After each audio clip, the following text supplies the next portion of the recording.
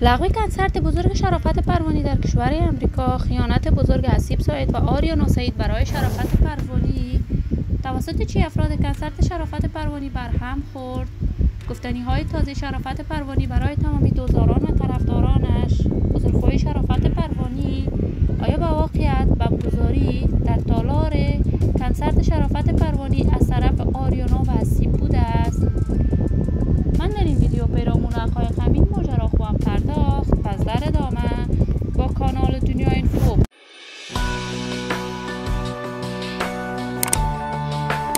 باشید. سلام و سلامتی نثار تک تک شما دوزاران نهایت ترجمند کانال دنیا اینفو.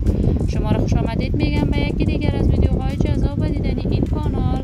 برای حمایت بیشتر از کانال دنیا اینفو علامت سابسکرایب را فشار بدید تا ویدیوهای دیگر کانال دنیا اینفو را از دست ندهید. شرافت پروانی، ستاره ماندگار، یکی از هنرمندان بی‌بدیل، تاریخ ساز و ماندگار در هنر موسیقی افغانستان، علاقمندان و دوستداران خاص خودش را دارد.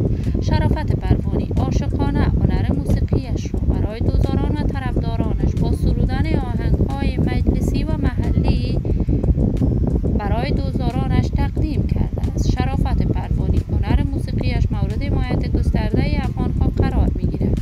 این هنرمند بی‌بدیل، تاریخ ساز و محبوب مدت 15 سال می‌شود به طور مسلکی هنر موسیقیش را به پیش می‌برد. وی در افغانستان در محفل خوشی آمدنان افغانش اشتراک می‌کرد، کنسرت‌های برگزار می‌کرد. در کشور امریکا هم به کارهای هنریش پرداخته است.